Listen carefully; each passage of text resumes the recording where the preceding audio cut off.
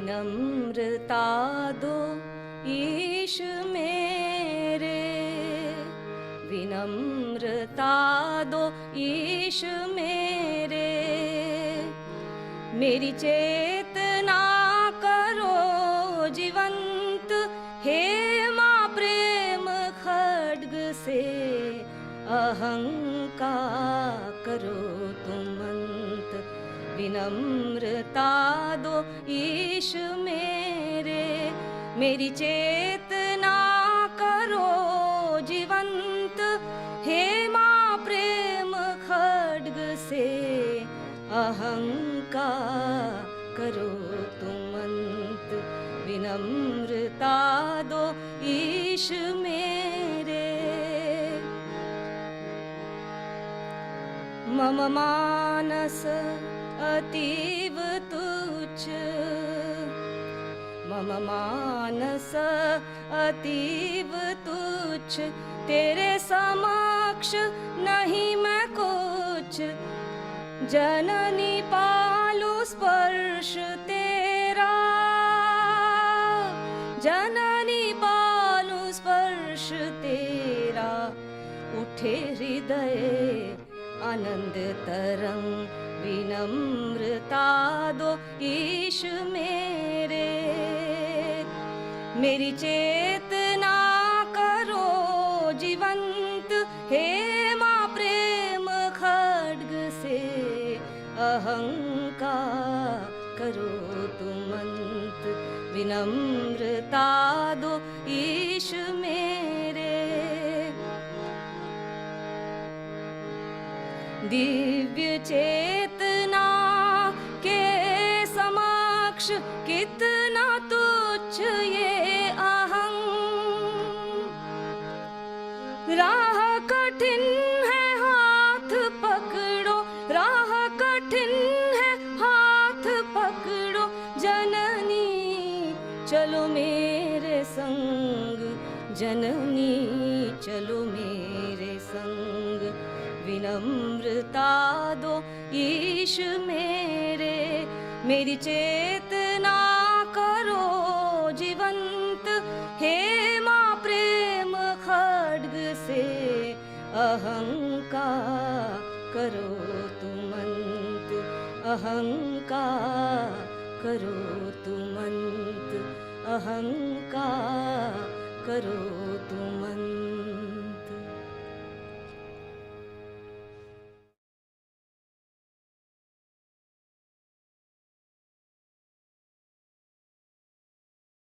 Namaste, my dear brothers and sisters. The love and blessings of the Mother and Sri Aurobindo to all of you from Sri Aurobindo Ashram, Delhi branch. This devotional song is asking the divine for one of the most important attributes and yet very difficult to practice, and that is vinamrata or humility. Ego is just the opposite of humility, and we know how difficult it is to eliminate the ego. And what we in fact require is humility. And even that is not really very difficult to theoretically cultivate the necessity of, because as the devotee says in this song, what I am and what I want to be, where I am and where I should be, between the two there is such a long gap, there's such a long distance. And the road to the goal is neither straight nor easy.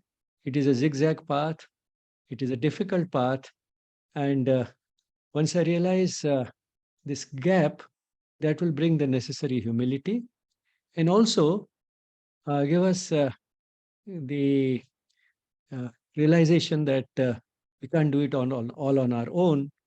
We need divine grace, we need hand holding. And that is again what the devotee asks the mother for. Please hold my hand along this difficult path.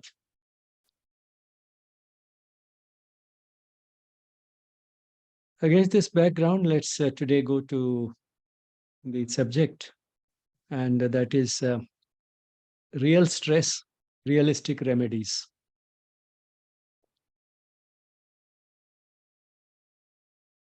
And what I'll do is to start with, just give a very brief introduction before going into some real case histories or stories on how the general principles of stress management can be applied in specific situations. For getting one of the most important tools that we have in stress management, I'll start with an American psychologist, Richard Carlson, who has said that all stress is the result of the gap between the way things are and the way we would like them to be. Seems very simple, but at the same time, it is profound and also covers perhaps all types of stress that one can have. The gap between the way things are and the way I would like them to be. I have this much money, I want this much money. There's a gap between the two, and therefore I'm under stress. I want to be healthy, but I am sick. There's a gap between what I want and what actually exists, and therefore I'm under stress. I want my husband or wife to behave in a certain way, but he or she insists on behaving in just the opposite way. Once again, there's a gap between what I want and what actually exists, the gap between the way things are and the way I would like them to be. And it is this gap that leads to the stress. Now, to fill this gap, theoretically, there are two ways. Either the situation should change, things should change so that they become the way I would like them to be, or I change in such a way that even if nothing changes, I start liking the situation as it is. The two are not mutually exclusive. For example, if I have this much money and I want this much, I can work harder and earn more so that instead of this much, now I have this much. Not as much as I wanted, but the situation has changed. I have changed this, worked on the situation. It has come closer to what I want. I can work also at the other end. I can work on myself, reduce my desires so that the desires that I now have can be met with the amount of money that I have. So the gap has been closed. While I mean, this example was easy to understand, we know that in practice, it is very difficult to change situations. I might want to earn more. For that, I'm willing to work hard, but where is the work available? And when it comes to interpersonal relationships, even more difficult, because very difficult to change the other person, and therefore the situation remains as it is. We can't do much about the situation. We may want to change the situation by getting rid of the person who is the source of our misery. But then again, that's not very easy. I may not like the boss, but then I can't give up the job. And who knows what the boss will be like in the next job. And when it comes to changing the partner, even more difficult. So, in other words, changing the situation is not always in our own hands. And in fact, most of the time, we can't do much about the situation, which means the best option that we have is to work on ourselves so that even if nothing changes, we can look at the situation differently and start liking it. So the key is looking at the situation differently. Or in other words, trying to see something positive in the situation as it is. For example, suppose a person is worried about retirement. After retirement, the position will go, nobody will bother about me, the income will come down to half, I'll have nothing to do, I'll get bored, and so on and so forth. Now, we tell the person, well, all that may be true, but then you will have so much time on your hands. You will have time available to do all those things which you have been postponing so far. And then you know the person has something positive to look at in this situation, same situation, and therefore the stress may be gone or at least reduced. Now, this is how we can find quite often something positive in a situation. But then there are situations in which no matter how hard we try, it is impossible to see anything positive. Suppose a young couple has lost a very small baby, their child, their first child, and they're miserable. Now, what is it that can be positive about this situation? It would be cruel, in fact, even to talk about it, to look for something positive. But then that is where spirituality comes to our rescue. Not just as something uh, which will make us feel good, but by taking us to the deepest truths of existence. See, take the example of this young couple. What they can be told is that the child that you had was already at a very high level of spiritual evolution and therefore did not have to spend much time in this difficult world. It made a brief appearance in your family as a guest to give those finishing touches, those final strokes, which will eliminate the need for this child to go through the cycle of birth and death. And it has accomplished that by being your guest for a few days, by engineering your spiritual growth. So that is the karma that that little baby did in this life. And by disappearing from your life, by going away where it came from to a much happier and better place, it has given you an opportunity for spiritual growth, because it is in this type of a helpless situation that you are so inclined to turn to a higher power, turn to a higher force. And it is that new direction which this child has given to your life in such a short period, something that you have been able to reach in such a short period, which is normally not possible in several decades of ordinary so-called normal life. It is that what the baby has done for you and gone, because that is all that it needed to do in this life.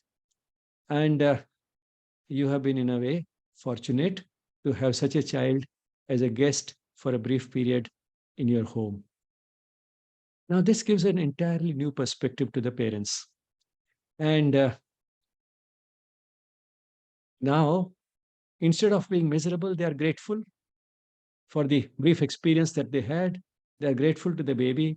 They're happy for the baby because the baby has gone to a place which is much better and happier than this world would have been in the several decades that this baby could have otherwise lived.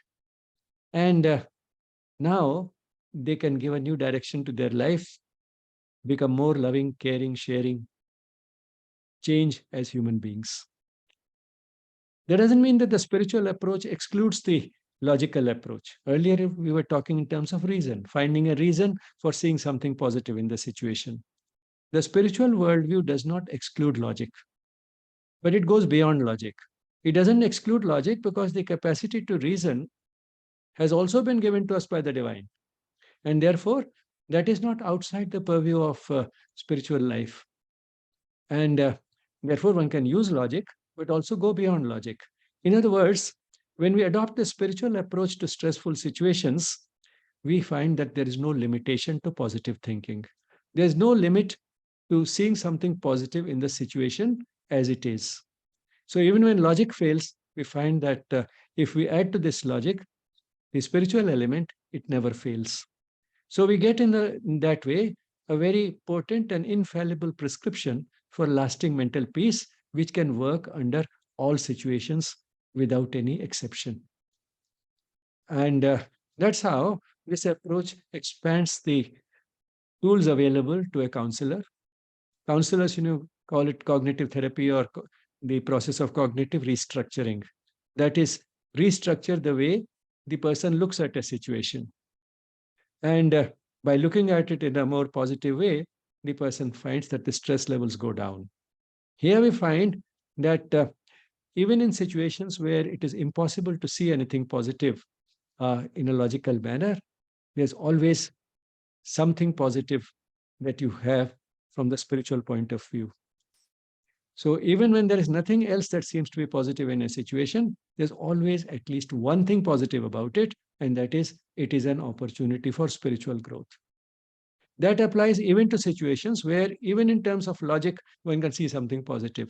So, this is an element which is a universal element which applies to all stressful situations. In fact, it applies not only to stressful situations and so called misfortune, it also applies to good fortune. Everything in life is an opportunity for spiritual growth. And although we could grow through good fortune as well as misfortune, the sad fact is most of us grow more through misfortune than through good fortune. And therefore, we do need some stressful situations, some difficulties, some apparently insurmountable problems in life, some traumatic events which provide that necessary nudge for us to restructure our life, to redirect our life. And that's how this stressful situation becomes more than just a speed breaker.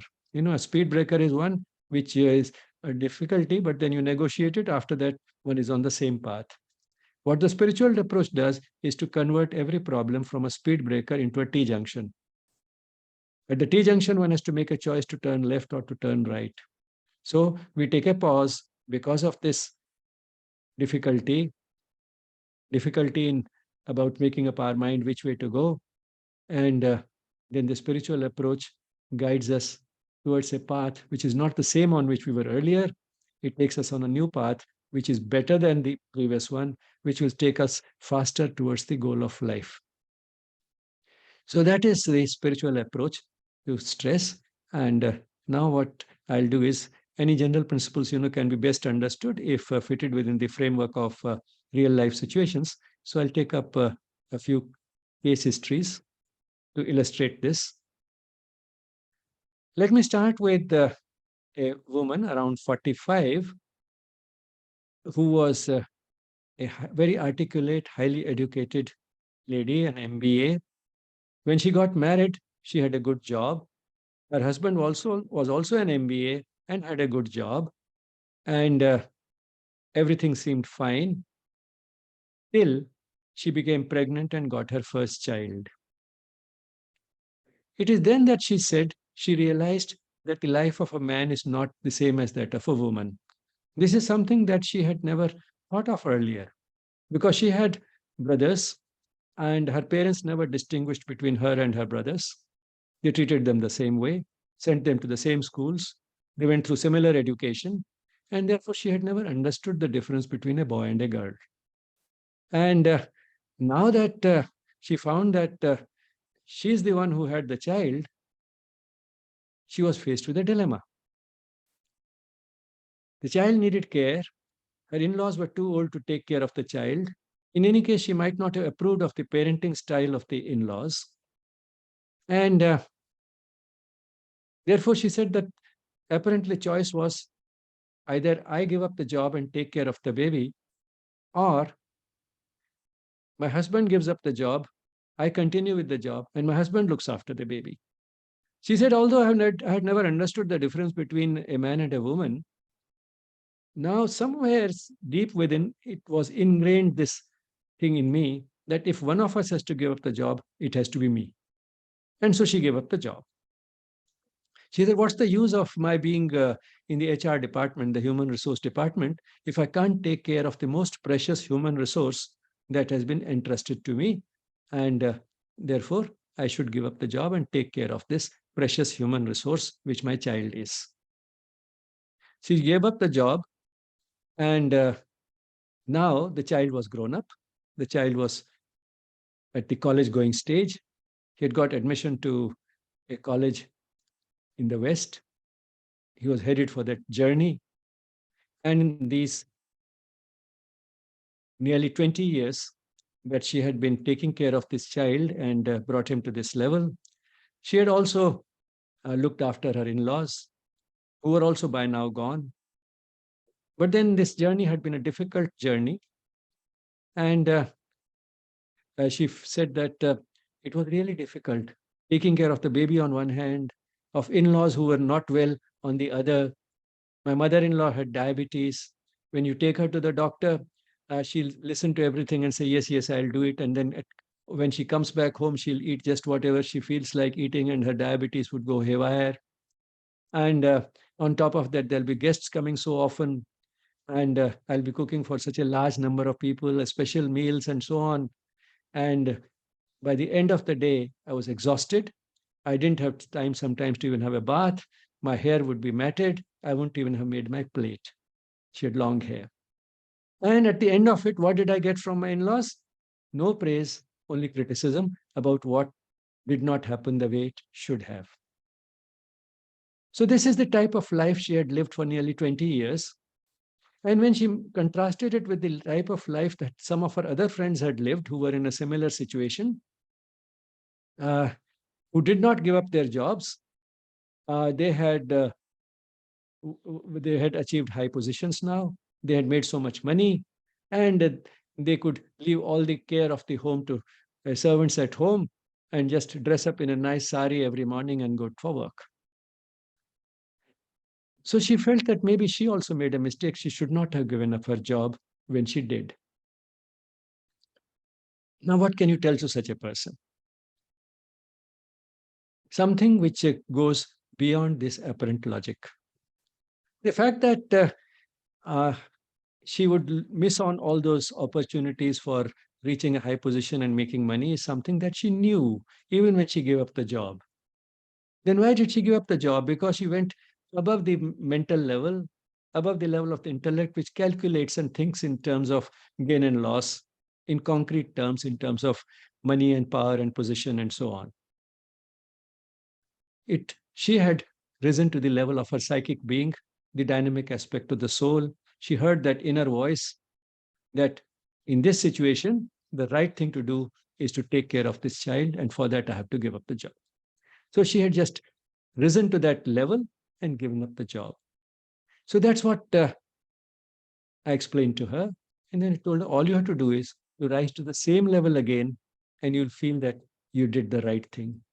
Now, when we do the right thing, what do we get? One thing is we get lasting mental peace. We get joy and lasting mental peace, and we escape guilt and recurrent uneasiness.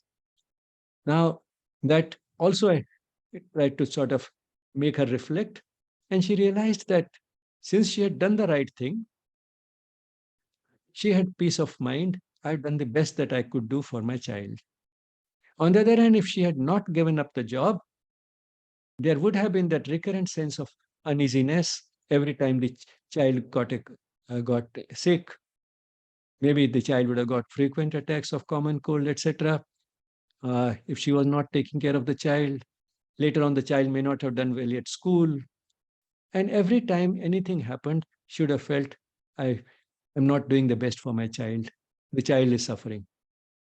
So that recurrent sense of guilt and uneasiness would have been with her. And God forbid, if the child had uh, not been able to do well in life, got become delinquent, taken to drugs or some such thing, then she would have been miserable. She escaped all that. The child had done well. She had done a good job as a parent. And and she had done the best that she could. So she had peace of mind. Is that all that she got? No, she got something else also. While she missed on concrete things like money and promotions and position, what she had gained was an experience of a different kind, experience of loving and caring, expressing that love by giving all the time and care that she had to her child, to her in-laws.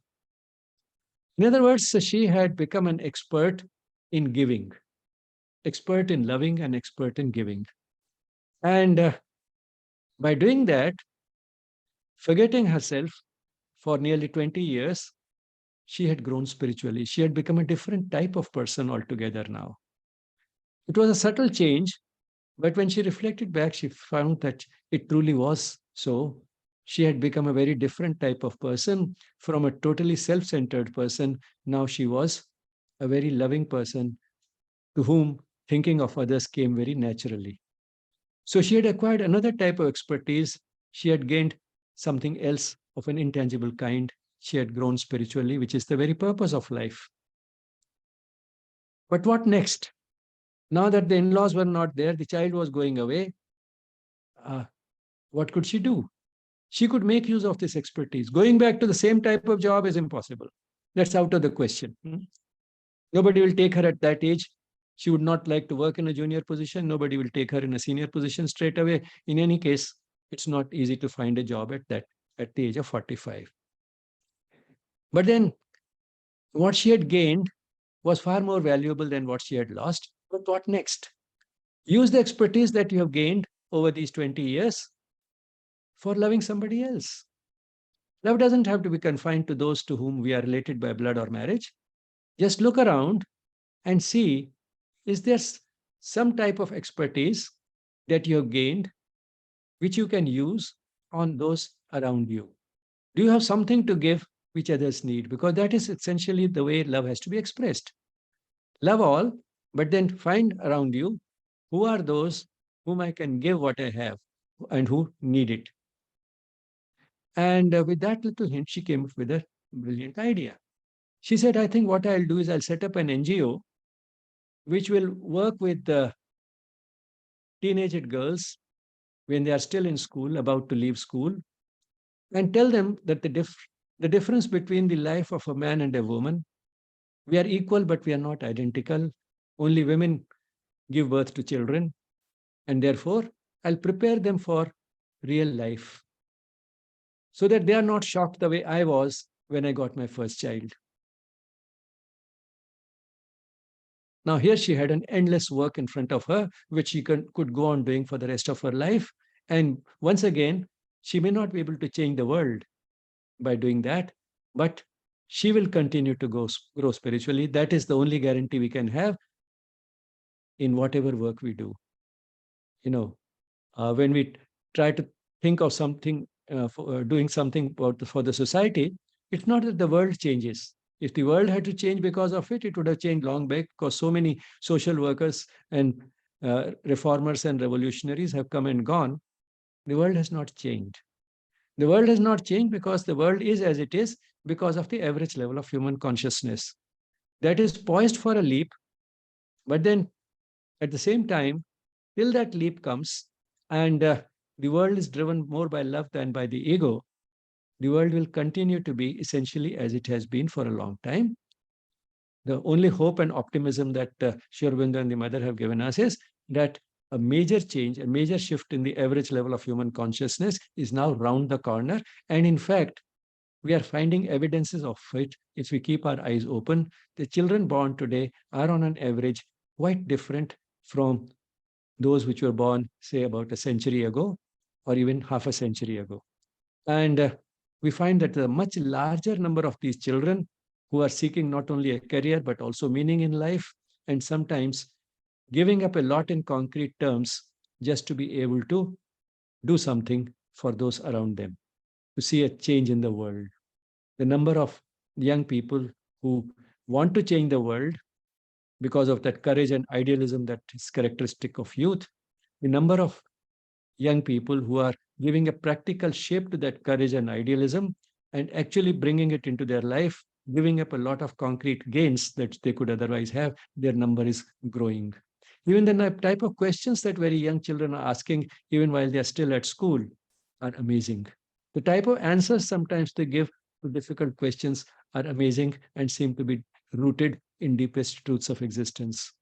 So this knowledge, which was which was rather hidden and that was the norm, is now coming more and more to the surface in very young children. So that is actually happening. But all the same, was just a digression. This lady now had something concrete to do, something which will give a meaning and purpose to her life and will also fulfill the purpose of her life. She'll continue to grow spiritually because showering love and affection on those who are not related to by blood or marriage is far more significant spiritually than doing it for the family, which in any case is something that comes instinctively, comes naturally, and is therefore easy to do. From easy things, we move to difficult things. So taking care of her child and her in-laws was preparation, was training. Now she can go to the next phase and use this expertise on those with whom it is more difficult. So from easy things, one can move to more difficult things. From a lower class, one can move to a higher class. She had graduated. Now she was ready for going for a PhD. So that was the story of this. And I'm sure many of you may resonate with it, because the number of women that I have seen through all these courses on teaching yoga and otherwise in the ashram, there's a very large number of such women who face this dilemma, and those of who gave up the job, they are under stress. Those who did not give up the job, they are also under a stress of a different kind. But this is a dilemma that women in general go through. Now, another story of a 65-year-old man who lost his father when he was at almost the school leaving stage. 16, 17 years of age, the father was gone, and he was left with a younger brother and his mother. Being the older son, and also not the father not having left behind too much for them to just live without any care, he felt it was his responsibility to take care of the family. So he decided not to go to college. Immediately after finishing school, he took up a clerical job and started supporting the family. He supported his brother's education. As a result, his brother could go to college, study much more than this elder brother had done, and got married and had children by now. The elder brother's family had not been able to live with the rest of the family. Somehow the joint family didn't work.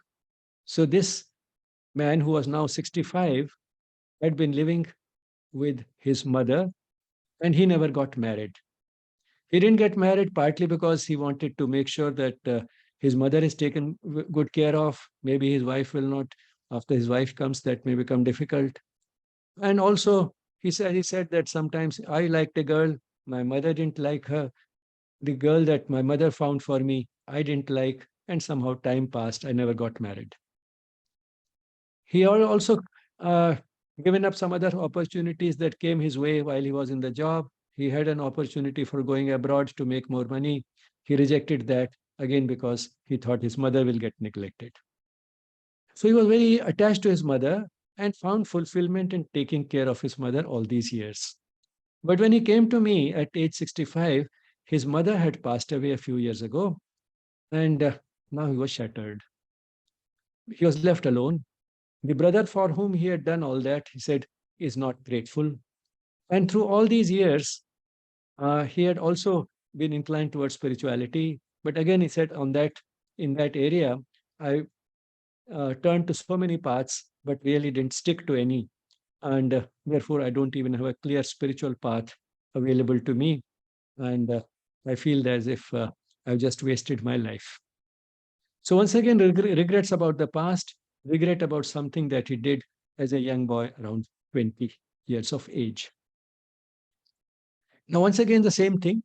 The decision that he took at that stage was keeping his own needs, which were not so important, behind, and taking care of the needs of his brother and his mother, which were far more important, ahead of his own needs. And therefore, he made this choice of taking up a job at a very young age. And it was, again, the same type of things that made him uh, stay unmarried, reject opportunities for going abroad. So it was this that had made him do it. And whenever we put somebody else's need ahead of our own, because that other person's needs seems more important, we are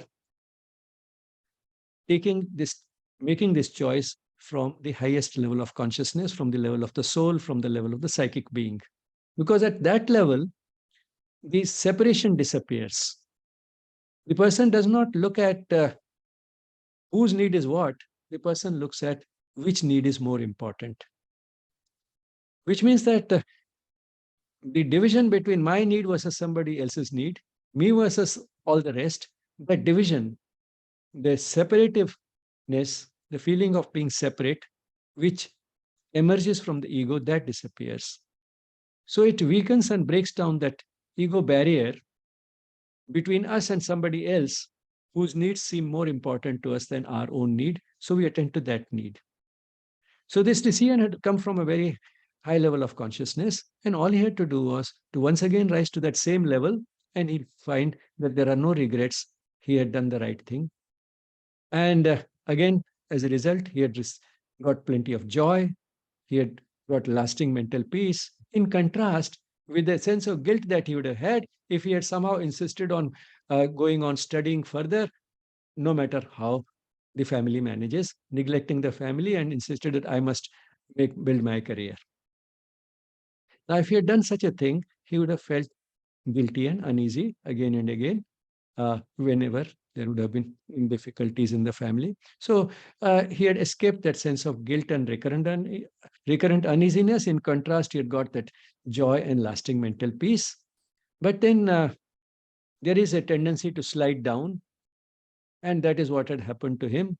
He had uh, gone down to the mental level again, to the level of the intellect, which calculates, and he was thinking in terms of what all he had lost all these years, and then feeling further bad that the younger brother is not even grateful enough.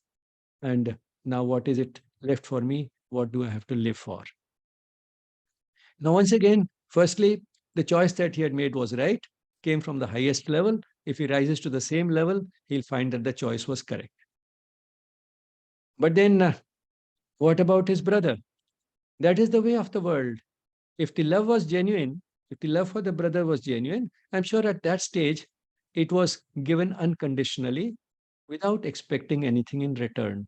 So once again, one has to rise to that highest rung of love, which enjoys the process of loving itself for the sake of loving, which enjoys giving for the sake of giving, does not expect anything in return. So he has to rise to that level of love, and he'll feel that he does not have any expectations and show a little more at the mental level, show a little more understanding for his brother, because uh, taking care of a wife and children, that grihastha, is not an easy phase of life. He has his own life to live, and if he takes good care of that responsibility that he now has because of his own family, maybe he'll, even if he doesn't want to, doesn't intend to be, he will appear sometimes as if he's ungrateful and is not caring sufficiently for his brother. So show that bit of understanding, given the benefit of doubt. Maybe his situation in life makes it difficult for him to do more than he's doing.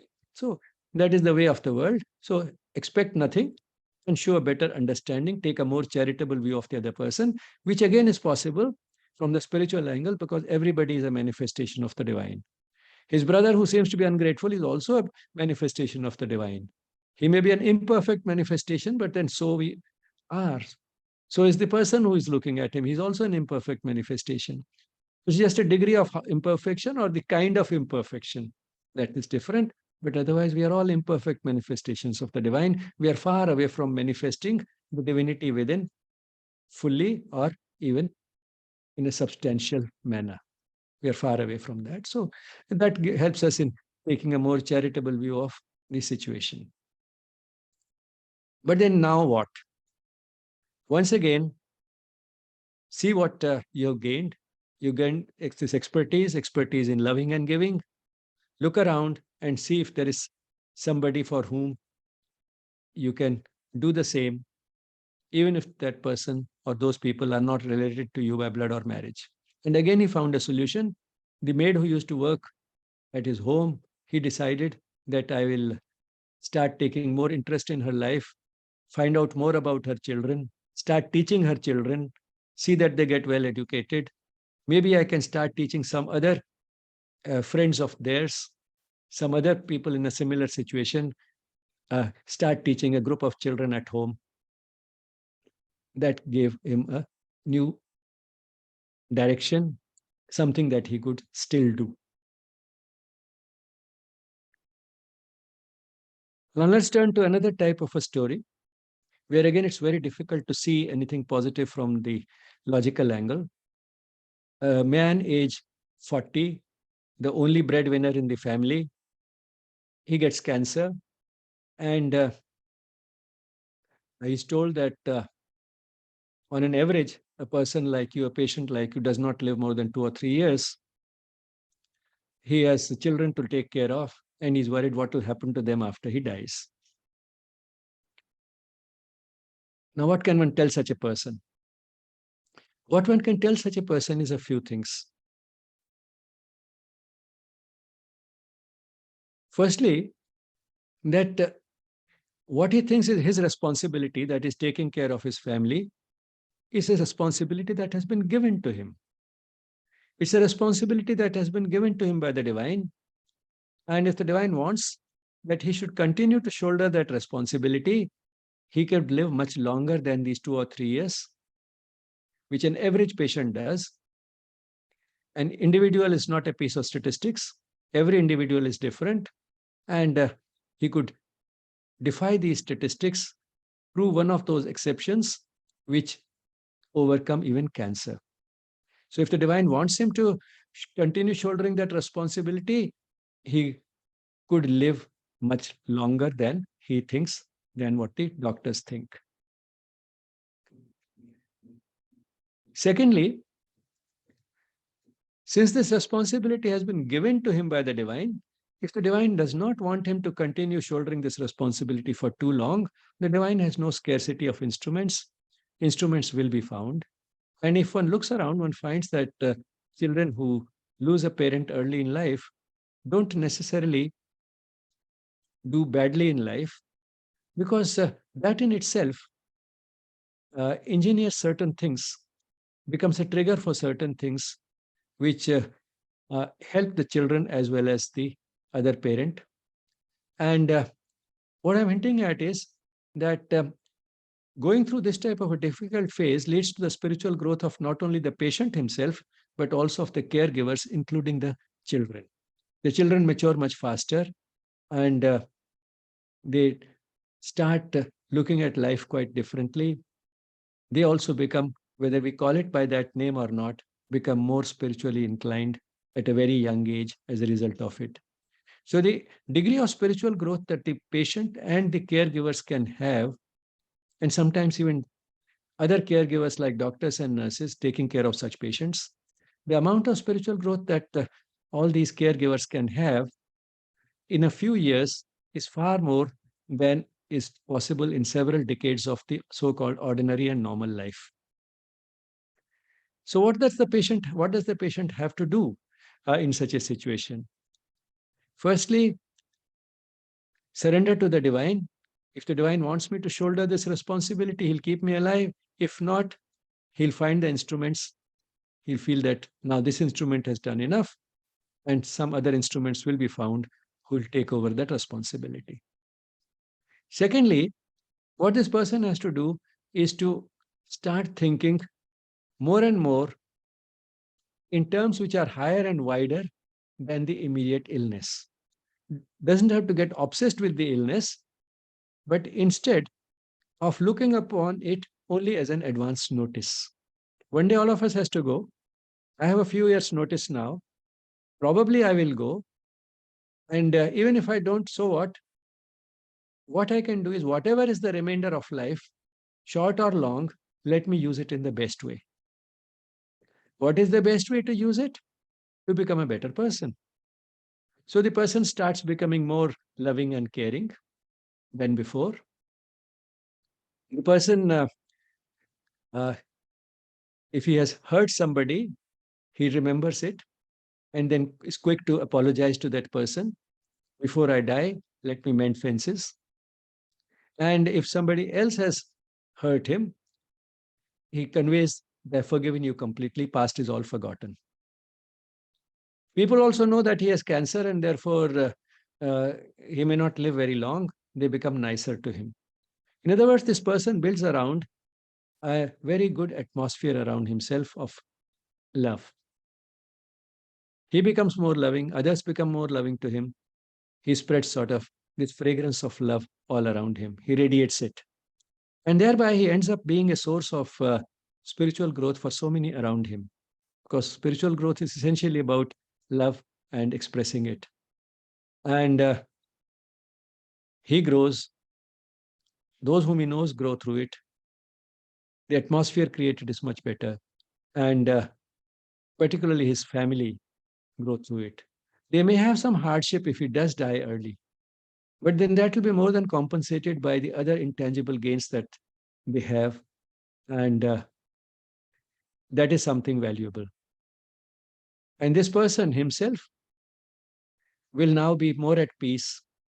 And interestingly, what has been found is that the patients who do not get obsessed with the disease, who do not get obsessed with themselves, but instead become more loving and caring, start looking beyond themselves in such a stage, start looking towards that higher power for whom everything is possible, start getting closer to him, because the two go together.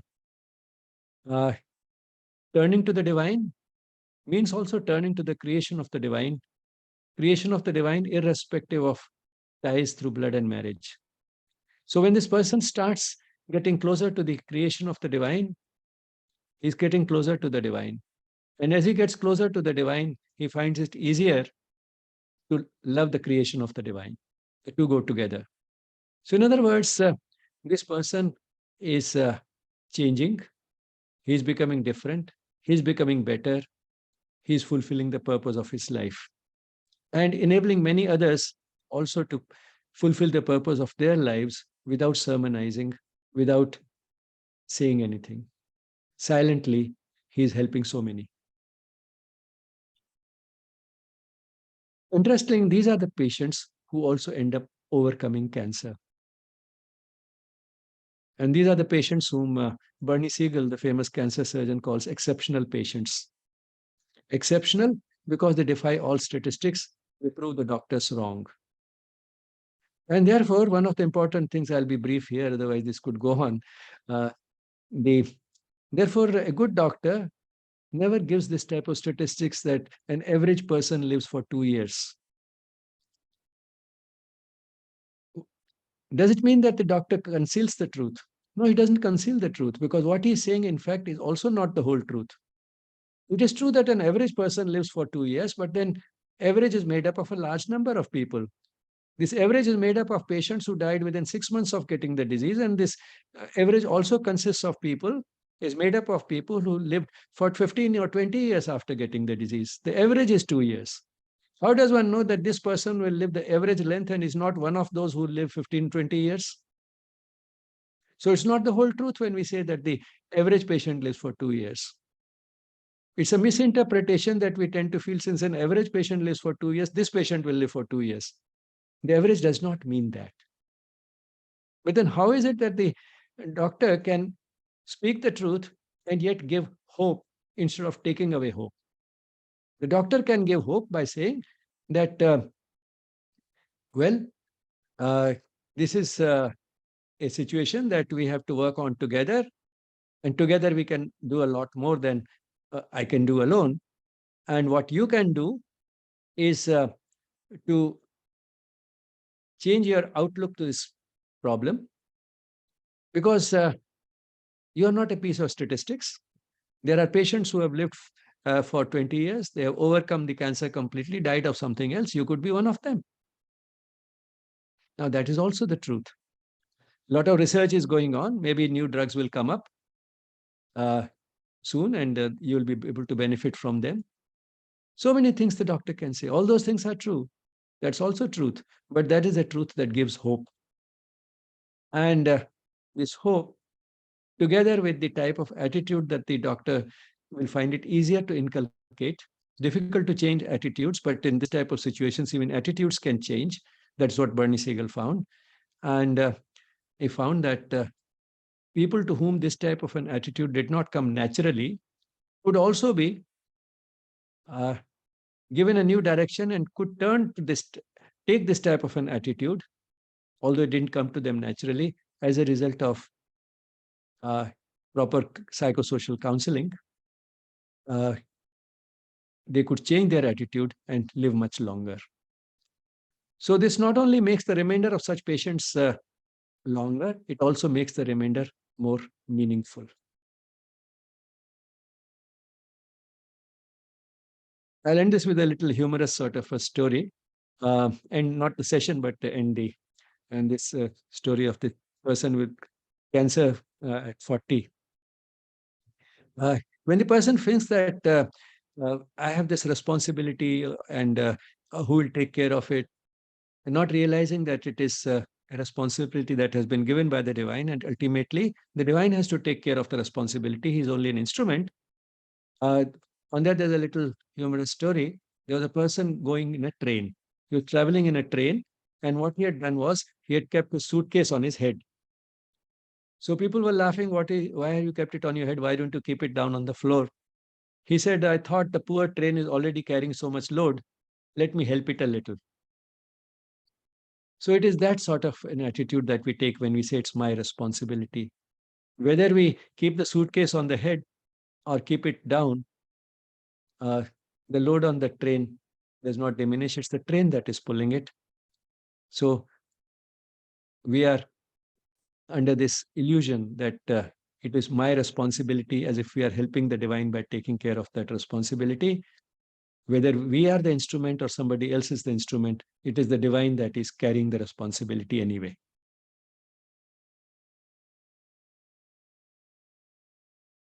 Now we turn to another story of a 65-year-old man, another man around 65, who had been having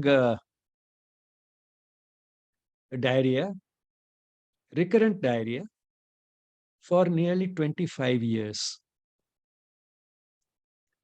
He had retired from the Navy, and it was while he was still in job that he got this diarrhea. So I asked him that what happened around that time? How do you think you got it? He said that at that time I had a change in my duties. It involved traveling, and I think I could not get homemade food, and that's how it happened.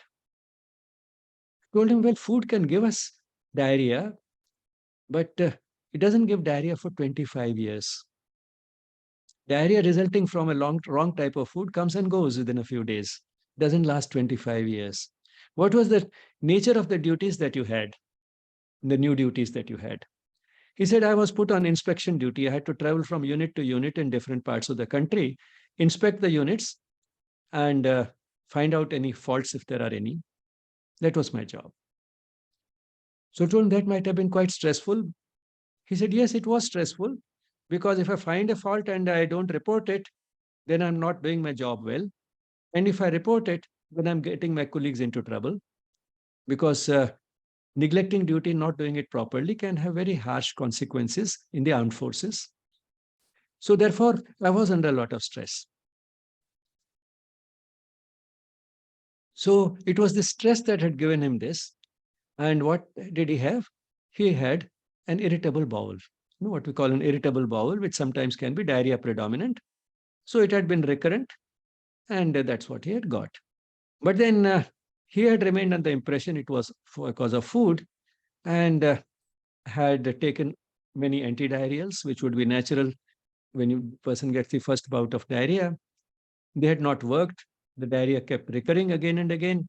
So then he was investigated in detail, and it was found that he had transposition of the colon, transposition of the large intestine. That is a birth abnormality, which would have been present right since birth.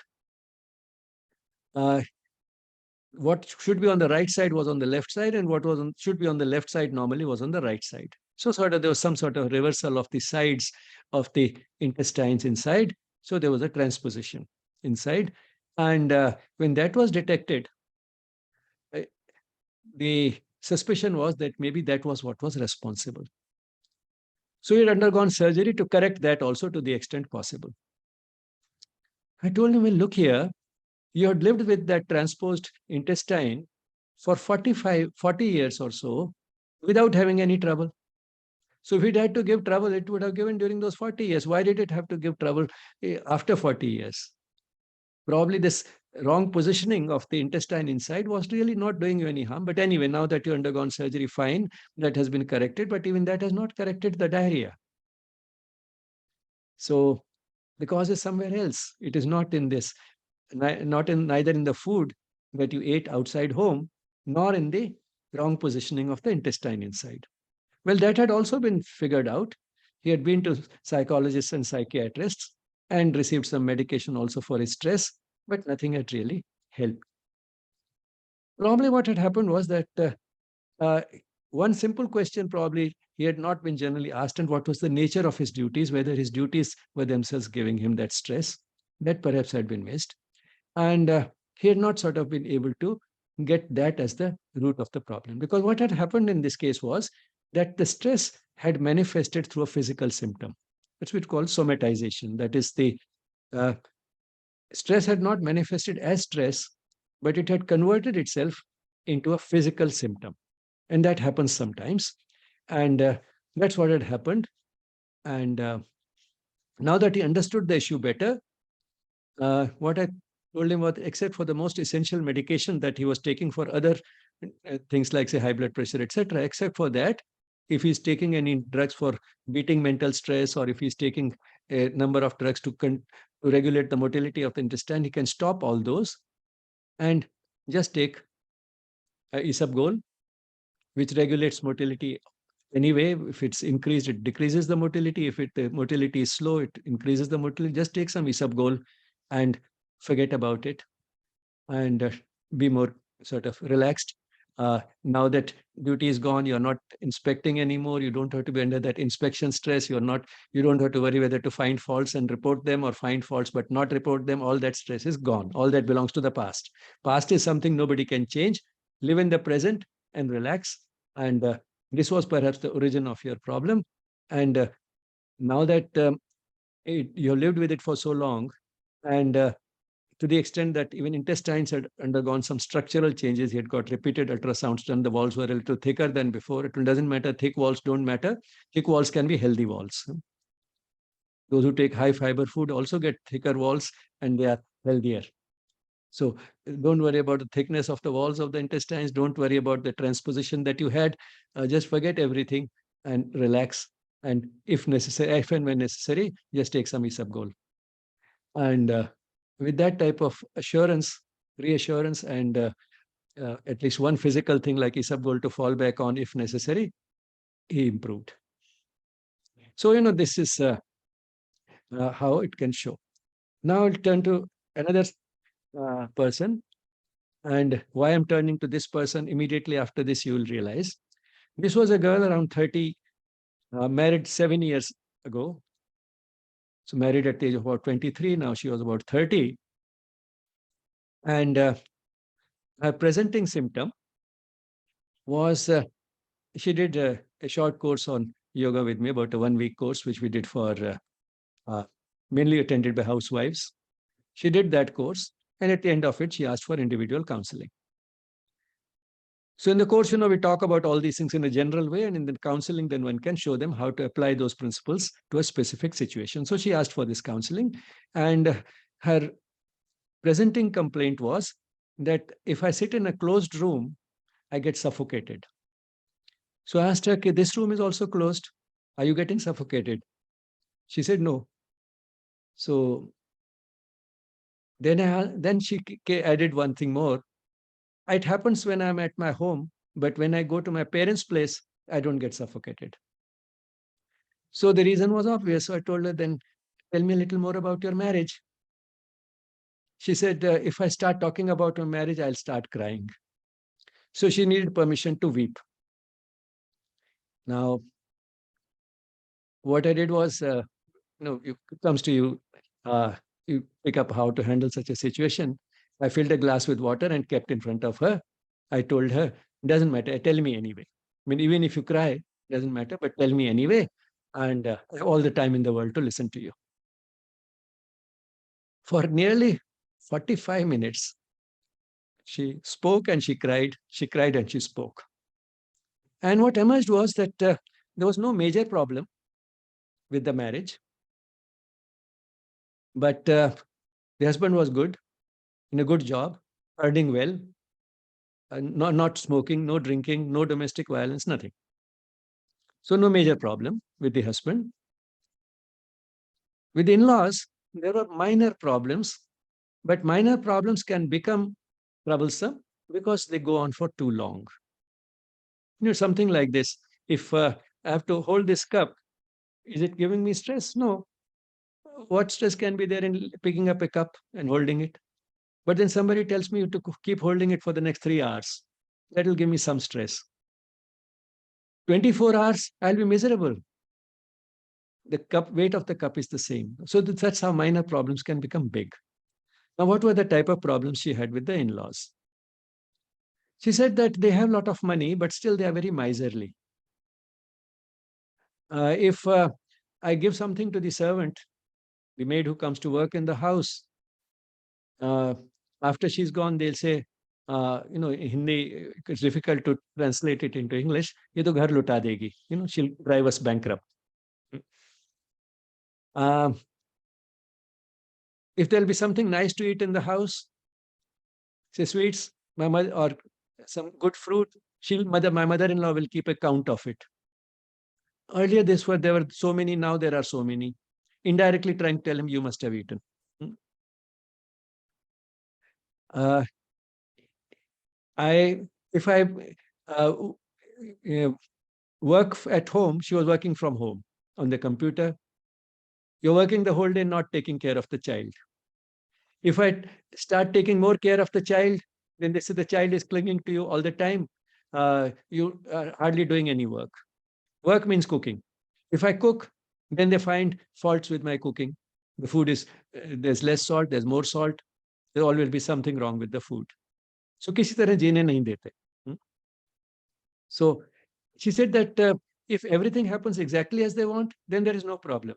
But if there's any deviation, then there is a problem. It seems as if I need permission to breathe. And another symptom she had was some symptoms of acidity, which had been treated like any acidity, but were recurrent, were not going away. So again, when she talked about eating, that something nice there at home, the count will be kept, and indirectly I'll be told you must have eaten. So she said these two clinging sentences at some intervals. It seems you need permission to breathe. It seems you need permission to eat. So if everything happens as it is, as they want, there's no problem. But if something goes wrong, then there is a problem. Seems you need permission to breathe, permission to eat. Now, these were clinching sentences. She didn't repeat them the way I'm repeating, but these were clinching sentences. Here was a person who had symptoms of suffocation and symptoms of acidity. And psychologically, she felt she needed permission to breathe and permission to eat. The two went together. So once again, as in that man who had developed this irritable bowel, this recurrent diarrhea because of the stress he was going through, this girl, because of the stress she was going through, had developed this physical symptoms of suffocation and acidity. So once again, it was stress which had got converted into physical symptoms. Now, then she brought out another thing that I talked about to my parents. They talked about to my in-laws. For some time, there was a little change. After that, it was back to square one. So I don't want to tell my parents anymore because only they will suffer. They will feel bad. Nothing will change in my family. And if I talk about it to my husband, he returns quite late from work. I tell him about it in bed. He says, well, you have to adjust. My parents can't change at this age. And the result is that I can't tell him also. The only person who observes all this is my child. The child was 3 or 4 years old. So is the child, and he starts taking my side. Then I have to tell him not to speak like that to his grandparents, not to defend me. So, in other words, what had happened was that this girl had started feeling completely all alone. She had nobody whom she could tell her issues. And that is one reason perhaps why these psychological symptoms had started manifesting through physical symptoms. She couldn't talk about it to her parents. She couldn't talk about it to her in-laws, naturally, and she couldn't talk about it to her husband. And she did not want any defense from her son, 3-year-old son. So she was feeling completely all alone. And that is why uh, when I asked her in the beginning that if you're not getting suffocated in this room and not getting suffocated at your parents' place, then obviously something with your marriage. So tell me something about your marriage, more about your marriage. Uh, she said, if I start speaking, I'll start crying. She was itching to tell because she had nobody to tell. She was feeling completely lonely, but she just wanted that little permission to tell and cry. And she did that for nearly 45 minutes. Now, what can you tell this type of a person? The result was that not only she was feeling stressed because of what her in-laws were doing, but now she was under stress because her marriage had started suffering. Because she felt that the husband is doing nothing about it. He says, you have to adjust. You have to adjust, and my parents can't change at this age. So her marriage had started suffering because she felt the husband is doing nothing about it. And then I asked her a little bit about sex life, because what happens in such a situation is that she tells him that this is what happened during the day, this is what your parents did, and he just sort of brushes it, all that half an hour of complaints, in 1 minute. You have to adjust, my parents can't change at this age. Then he turns his face this side, she turns her face that side, and the both of them are unable to sleep.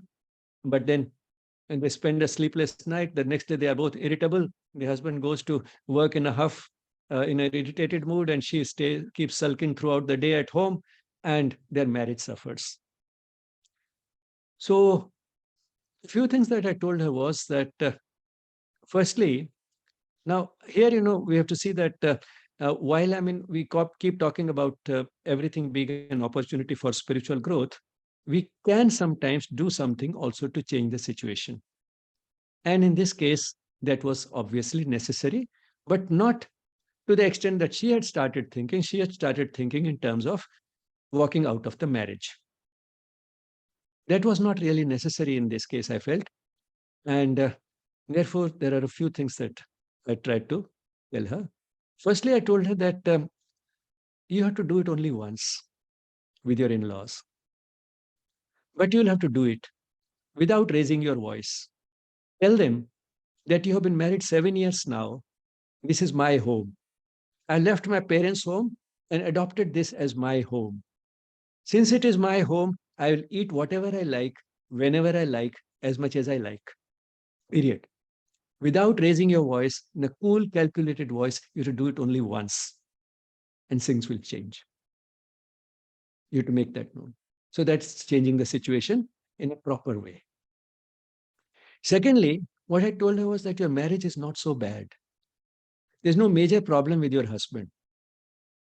So don't try to walk out of this marriage because of that. This marriage can work, but there are a few things you have to keep in mind. One is there is gender difference, the difference in the gender communication and expectations of the gender. When you are telling him about everything that happened during the day, what all his parents did, you are only sharing, because a woman has that need to share. Whereas he doesn't look upon it as sharing, he looks upon it as a problem that you are presenting, and a problem that he has to solve as the husband. It is his responsibility to solve a problem. My wife has presented me a problem, and I have to solve it. He finds himself unable to solve the problem, and therefore he thinks he is a failure. And because he thinks he's a failure, he just brushes it aside in one sentence and turns the other side in bed. So what you have to do is instead tell him why you are talking all this. He doesn't understand it as a man. That's the gender difference. He doesn't know enough about women. So tell him that I'm telling you all this not because I want you to do anything about it. I'm just sharing. At least somebody I need to share with. No, I can't share these things with my parents or your parents. You are the only person in the world with whom I can share. So just listen me out. you don't have to do anything. I know your parents can't change at this age. You just have to listen to me. Now, you change the situation completely. A person who was thinking that he's a failure now thinks he's a very important person. The one and only person in this whole wide, big world who can do this one thing, listen to this woman. I'm the only one who can do it. He has become a very important person. So the person who thought he was a failure is now thinking that he's the most important person in the world, at least for one person. Then he listened to you. And then tied up this with this, it's sex life.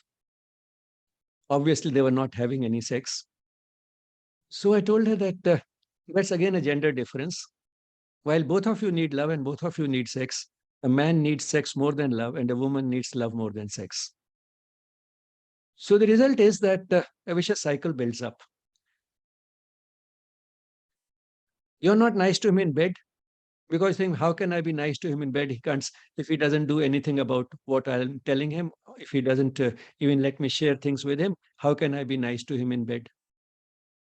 On the other hand, he thinks that how can I be nice to her uh, in everything if she can't even let me have sex? If she can't be nice in bed, how can be nice to her in the daytime? So it's the wife thinks that how can I be nice to this man in bed if he can't be nice to me during the day? And he thinks, how can I be nice to her during the day if she can't be nice to me in bed? So that is the way it becomes up a vicious cycle. So don't reject his love in bed. Tell him what you expect. You expect that only sharing and not really doing anything about it. And you'll find that suddenly things will change and you'll have a much better relationship with your husband, which is very important. Because after all, to have a good husband is more important than to have good in laws. And here you have a good husband. The only thing is this gender difference he doesn't understand fully, you don't understand fully, and therefore he doesn't understand your need for sharing, you don't understand his need for sex.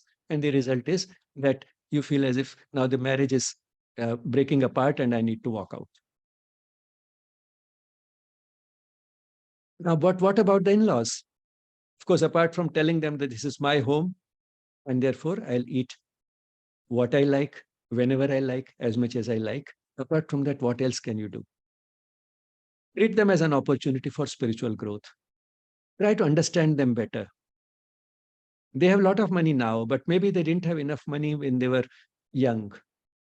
So the habits that they built up during that phase when they didn't have too much money, and there are so many people like that in the country today because the middle class has suddenly grown enormously. So there are many for whom uh, reasonable wealth is it's the first generation which has reasonable amount of wealth their parents didn't have. So they have grown up through from scarcity towards this abundance, and therefore the habits continue to be there. They continue to be miserly.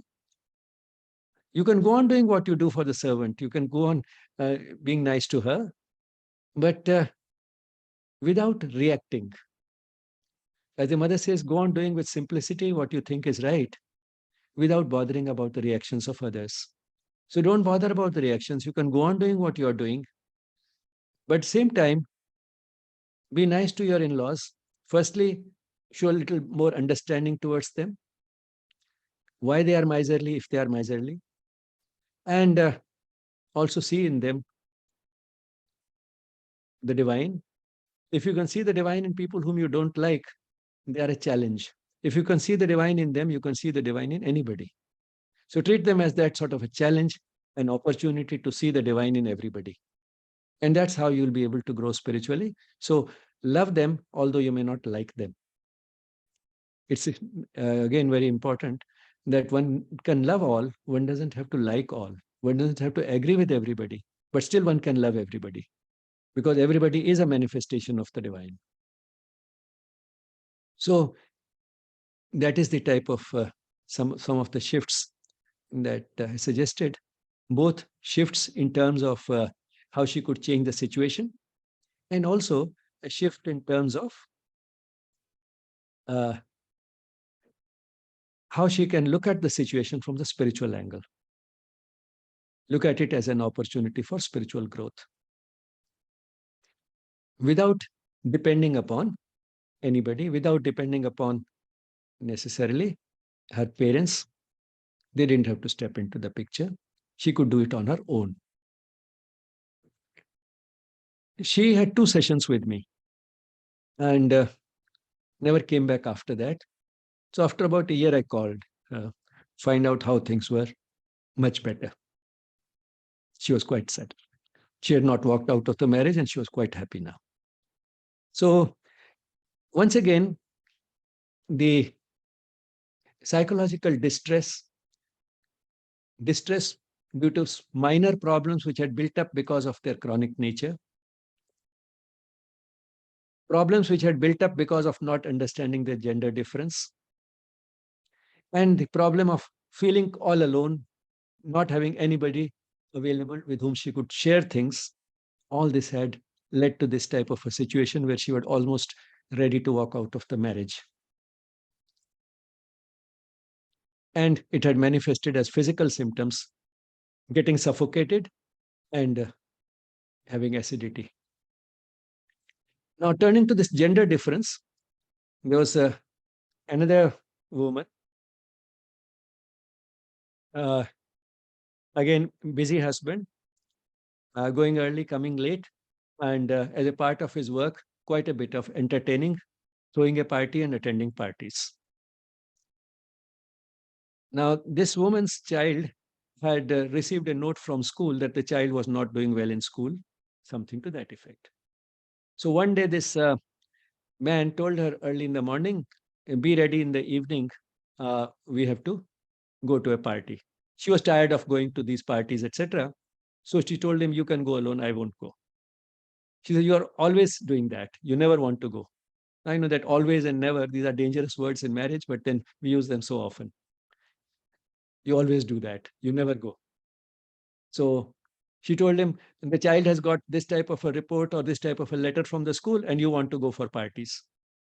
And the husband said, what has the party got to do with the note that the child has got?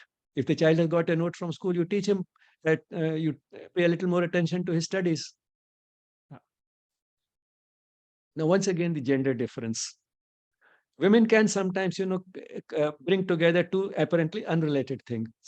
The husband a little more focused and direct and rational. What have the two things got to do with each other? Going to a party and getting this note, the child getting this note from school. Yes, logically, the two have nothing to do with each other. Not going to the party will not improve the child's academic performance.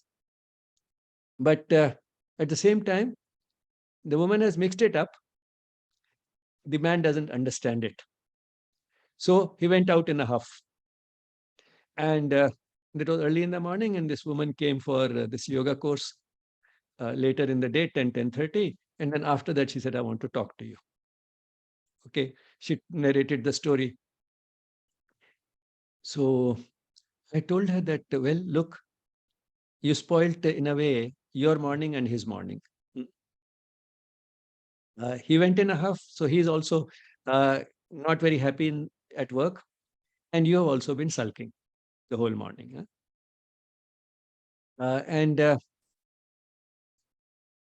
it's not helping the child either. She had this facility, of leaving her child at her parents' place who lived nearby. So she could go for the party and leave the children with her parents. So I told her, why don't you become the heroine? Huh? Somebody has to take the first step. So you call your husband in his office and tell him that you've changed your mind, you'll go for the party. His mood will improve. You'll also feel better, interestingly. You'll also feel better that a burden is off now. His burden is off, your burden is off. He'll have a better day, you'll have a better day. Once you have a better day, then you will be, when the child returns from school, you will be able to work with the child, spend some time teaching the child. And in the evening, go for a party. Go for the party. So you have done something for the child. You also gone to the party. You have improved your day. The rest of the remaining half of the day, you will have a good day. He'll have a good day. She did that. Not only she was happy, she said, my husband says this course seems to have done something wonderful to you. Yeah. you become a different type of person. He didn't expect that within a few hours, he'll get this call, I'll go for the party. So, once again, the gender difference, you see. This gender difference is again important to understand because men and women look at things differently. A man is more concrete and rational in general, a woman more emotional and therefore sometimes a little mixed up in this. And counselors also find it all the time. You know, when a woman is narrating the things, then very often it's not a very coherent story. She goes here and there, and then, you know, you have to keep connecting and sort of keep building the core of the story yourself. But at the same time, women have their beautiful qualities. On the whole, uh, they are more amenable to spiritual growth than men are. They are more amenable to also seeking counseling than men are. Uh,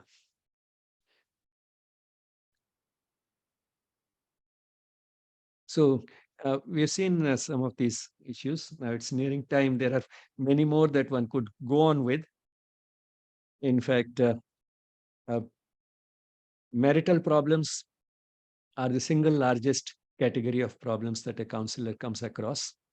And there are all types of problems. And in India, the problems are a little different from those in the West, and the consequences are also a little different in the sense that we still have a very large number of successful marriages. But successful marriage, every successful marriage is not a happy marriage. The number of unhappy marriages is probably not very different here as compared to the West. Uh, but the only thing is, a lot of unhappy marriages here continue to be still successful in the sense that the husband and the wife continue to stay together. But whether a marriage is happy or unhappy, both can be an opportunity for spiritual growth. And I think since the time is short, I'll just go over it quickly, uh, assuming as if there's a certain type of marriage in which it is happening. Let's start with a self arranged marriage, that is, the marriage which starts with the two partners falling in love. To start with, it is usually the type of love in which both are happy because they find that they are very happy when they are in the other person's company. If you look at it in a sort of a little more careful, you'll find that both of them are happy because they are getting something from the other person. They are getting the other person's company, and that is what is making them happy. So, this love is based on getting something from the other person. Once they are married, then they find that living together as husband and his wife is very different from just being a boyfriend and girlfriend. Sharing a meal together or going for a movie together is not the same as sharing the bed and the whole life together. And therefore, the result is that soon after marriage, there are issues which come up, and they start wondering where that love has now disappeared. But then, because of the commitment which, particularly in our society, we have to marriage, they continue to live together. And but that zest is gone, that romance is gone, and the whole thing settles down into a mechanical routine of household duties, duties for the home, duties for the child, duties at the workplace. It boils down to a mechanical routine. And in the worst of situations, in fact, the two are living parallel lives under the same roof and are quite indifferent to each other. Even if it's not that bad, by and large, it is a dull, mechanical, routine life that they are living, neither too happy nor too sad, but then settled for this type of a humdrum existence. Then, under the best of situations, what happens is that there's a crisis in the family. Say the husband loses the job. Then the wife says, doesn't matter, don't worry, I can also work. If necessary, I'll sell my ornaments. You don't worry, I'll reduce the budget, I'll spend less, we'll live on less. We can do all that, don't worry. Now, here's a crisis which has brought them together once more. And what has brought them together is not what they can get from the other person, but what they can give to the other person. Or the woman gets an incurable disease. The husband says, don't worry, we'll go to the best doctors available. Don't worry about money. Uh, if any care is needed, I'll take care of you. I'll be your nurse. Don't worry. Now, once again, the husband is not uh, thinking of what he can get from the wife. he's thinking of what he can give her. So now this is a different type of love than the love with which they started, in which they were looking at what happiness I can get from the other person. Now the love is about giving. They're enjoying this giving. And this is a different type of love. The initial love with which they started uh, was animal love, love which wanted something. The next level of love which they had when that mechanical, dull life was human love, based on give and take. You give me something, I give you something. I take something from you, you take something from me. So it was based on give and take. And they realized that, well, this give and take is what life is about, and that is human love. And that made life uh, tolerable, although not full of any great thrill and excitement. Then there came this crisis, and once again the love came back, but in a different form. The love which was expressed by giving, not thinking in terms of what I'm getting. And that is why this phase of love can be called rising in love, whereas the initial phase was falling in love. So from falling in love, now they've graduated to the stage of rising in love. This is what true love is about. And this happened because of the marriage. So in a way, marriage was responsible for them to take them from one type of love, the lowest rung of love, to the highest rung of love. And that is what spiritual growth is about. And as they are changing as human beings, they start expressing it also in other relationships. And that's how they'll continue to grow spiritually through this process. So marriage became a help, and even an ordinary average marriage. But then what about clearly contrasting happy and unhappy marriages? In case of happy marriages, there is one pitfall which the unhappy marriage doesn't have. Pitfall, but not that it has to materialize. If one understands life better, it will not. And that is the person becomes too dependent on the partner. I've seen situations in which uh, the husband and wife are very devoted to each other, and then one of the partners dies a few years before retirement. And then all their dreams of having a lot of time together after retirement are shattered. And the surviving partner is depressed. This is because of having developed dependence on something which cannot be everlasting. So, our dependence on things which are, by their very nature, fragile and fleeting is risky. That is what spirituality tells us about, and makes us get attached to something which is stable, permanent, everlasting. So enjoy the fleeting pleasures while they are there. Tena tyaktena bhunjitha. Enjoy them, but at the same time, tyaktena tyag karo. Renounce them internally. Don't remain attached to them. So love the partner without attachment. If this the person has understood that even in a happy marriage, this type of a situation will not arise. But in an unhappy marriage, it is more likely that the partners will discover the spiritual path. So while they may be together, or they may not be together, but even if they are together, and they will start looking upon the partner not as someone who ruined their life or as a calamity, but they start looking upon the partner as an opportunity for spiritual growth, because it is the partner who brought them to that spiritual path, to a path in which they are not dependent on any external factors for their happiness. So, this independence from external factors, including the partner who is also an external factor, this independence from external factors the person discovered because the partner did not turn out to be a very compatible partner. So, an unhappy marriage is more likely to make the person discover a path which will make the person independent of external circumstances, the person's happiness independent of external circumstances. So, what looked like a tragedy or a calamity in the person's life becomes a blessing in disguise. Because if it was not for this incompatible partner, how would the person have discovered this path which made his happiness independent of external circumstances?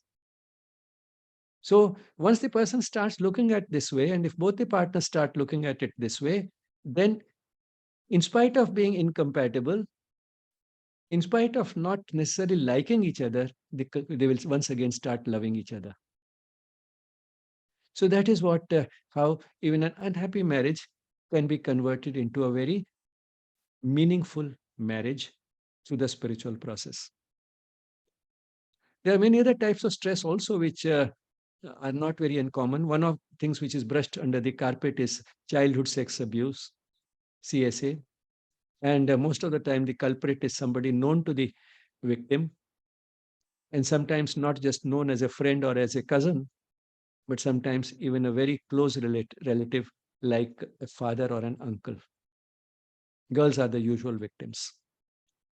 Much more common than one knows because these things are brushed under the carpet. I've known instances where even when it was brought out into the open by a girl telling her cousin who had violated her when she was a teenager, and that time they just looked upon it as a game. Uh, she writing to that cousin that I will not let, I will not tie Rakhi on you because of what you did. The family ended up defending the boy rather than the girl, that the girl has all cooked it up so that her parents can have a larger share of the property. That is the twist it was given. Now, that is the type of society in which we live, unfortunately. But then things are coming a little more into the open, and that itself is a sign of improvement, a sign of the level of consciousness going up. Because once things are brought out into the open more and more, there's a reaction. And as a result of that reaction, things happen less, partly out of fear, partly because the person's inner being starts waking up. Then there are problems because of the generation gap, which are also increasing. And because we are a transitional society, and therefore the generation gap has widened. Whether it is the teenage rebellion, or whether it is the career choice, or whether it is relationships and choosing a partner in life, on all these, there's often a conflict between the parents and the children. The teenage rebellion, the parents don't understand. They suddenly feel, what has happened to this child? I have done so much for the child, and still the child is behaving like this. So much for the child is again becoming a problem with the middle class, which has expanded a lot because the number of children are very few. The attention is focused on those one or two children, and therefore every material comfort is being provided. But one thing which is needed more is not available, and that is time. And then the parent says, I've done so much for the child. Why is the child suddenly behaving like this? The child is behaving like that because that is normal for a teenager to behave like that. But the child would still be amenable to listen and trust you if you had established good communication with the child, a loving and trusting relationship with the child, by giving more time to the child, more meaningful time to the child when the child was growing up, when the child really wanted you, the child needed you. And at that time, you started using the TV and the smartphone as a babysitter. And now you blame the teenager for behaving like a teenager. Then comes career choice. The child wants to do what the child is passionate about. The parents want him to do something which will quickly get a paying and prestigious job. So again, there's a conflict. Partner, again, whatever choice the child has been made more in terms of uh, criteria which transcend all barriers like matching the socioeconomic status, matching caste and creed, and so on. The child has overlooked all these. At least something positive he has done. I'm not saying that it will necessarily be a good choice, but all the same, the child has very often transcended all these barriers. The parents want to retain those barriers. Now, so at every stage, and then after the child is married, once again, the expectations of the parents uh, are quite different from what are sometimes reasonable because of some traditional norms. Today's society, those expectations cannot be met by the children, so more conflicts. So the result is that this generation gap is creating stress for both parents and children. Children, because the fact is that they can't be divorced from the anxiety and the stress that the parents are going through, that gets reflected also in the children. So these are another type of issues which are becoming more and more common. So anyway, we can't go into all types of issues, but what we have tried to do in this is that uh, from the spiritual angle, we at least have available a new way of looking at everything, a broader way of looking at everything, a deeper and a higher way of looking at everything. And when we do that, there is no situation which is beyond repair, beyond redemption. And that gives us a universally applicable, very potent, infallible prescription for lasting mental peace, no matter what. And the key to that remains looking at the situation differently, as we started with, and looking at it from this angle, which includes logic, but goes much beyond logic. In fact, most of the issues are related to interpersonal issues more than anything else. The key remains seeing the divine in everybody. And the next most important thing is events that happen in life, seeing every event, including even the person with whom have interpersonal problems, as an opportunity for spiritual growth. I kept repeating these two terms, manifestation of the divine and opportunity for spiritual growth. I keep repeating it so often that the very first batch of the course on teaching yoga that I had, the students within a few days came up with two abbreviations.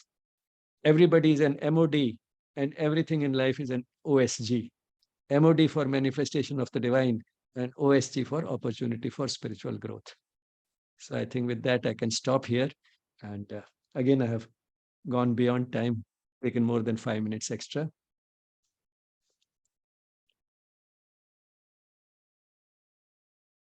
But still, we can have a few quick questions if there are any.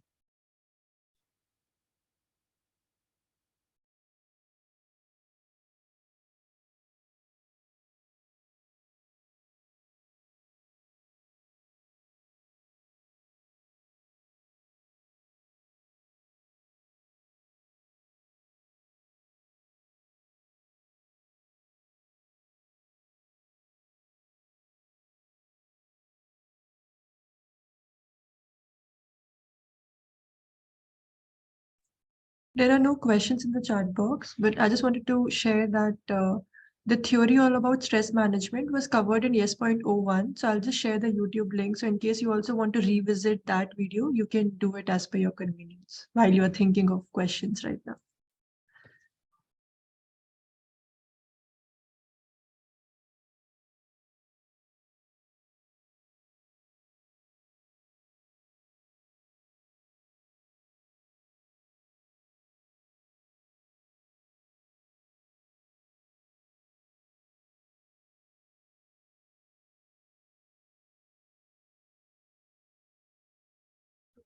All right, then I think if there are no more questions and we are too relaxed to hear about stress, so we can close with a moment of silence. And just a reminder, we don't have a class on Thursday since it's Republic Day. We will have a next theory class on Friday.